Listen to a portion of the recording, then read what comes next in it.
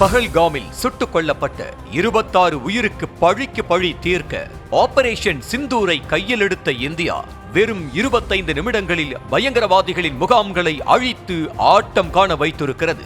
தீவிரவாதிகளின் புகலிடமாக மாறிப்போன பாகிஸ்தானுக்கு இந்தியாவின் ஆபரேஷன் சிந்தூர் நடவடிக்கை கலக்கத்தை கொடுத்திருக்கிறது. இந்த நிலையில் இந்தியாவின் ஆபரேஷன் சிந்தூர் தாக்குதல் குறித்து இந்தியா தரப்பில் விளக்கமளித்தவர்கள் குறித்த சுவாரஸ்ய தகவல்கள் வெளியாகி உள்ளன.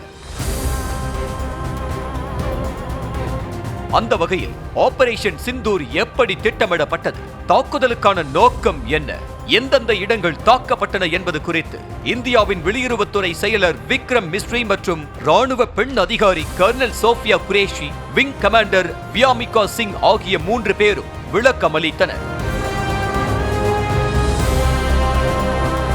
இந்த விளக்க குழுவின் தலைமையாக இருந்த, அதாவது வெளியுறவுத்துறை செயலாளர் விக்ரம் மிஸ்ரி ஜம்மு காஷ்மீரை சேர்ந்தவர் என கூறப்படுகிறது.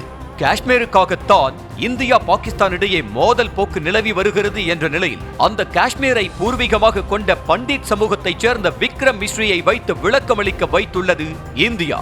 உலக நாடுகளுடன் இந்தியா நல்லுறவை பேணி வரும் நிலையில் பாகிஸ்தான் மீதான தாக்குதல் குறித்து உலக நாடுகளின் தூதர்களுக்கு விளக்கமளித்ததும் விக்ரம் மிஸ்ரி தான்.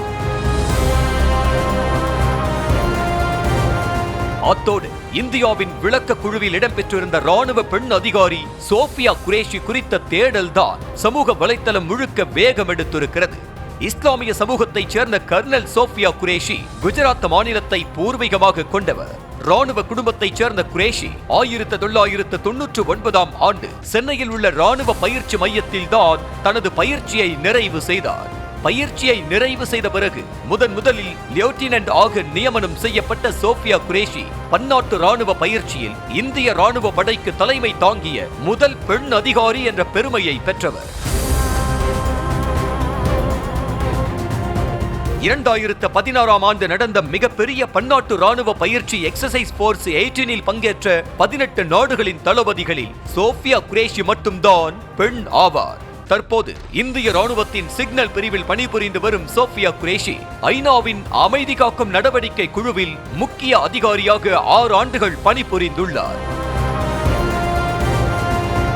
அதேபோல சிந்தூர் தாக்குதல் குறித்து விளக்கமளித்த விங் கமாண்டர் வியாமிகா சிங் குறித்த தகவலும் வெளியாகியுள்ளது. பள்ளியில் இருந்தே விமானப்படையில் சேர வேண்டும் என்ற ஆர்வத்தில் இருந்த வியாமிகா சிங் அப்போதே NCCயில் இணைந்து பயிற்சி பெற்று வந்தார். 2019ஆம் ஆண்டு இந்திய விமானப்படையில் இணைந்து போர் ஹெலிகாப்டர் விமானியாக நியமிக்கப்பட்ட ஆபத்தான இடங்களில் கூட அசாத்தியமாக ஹெலிகாப்டர் இயக்கும் திறன் கொண்டவர் என கூறப்படுகிறது.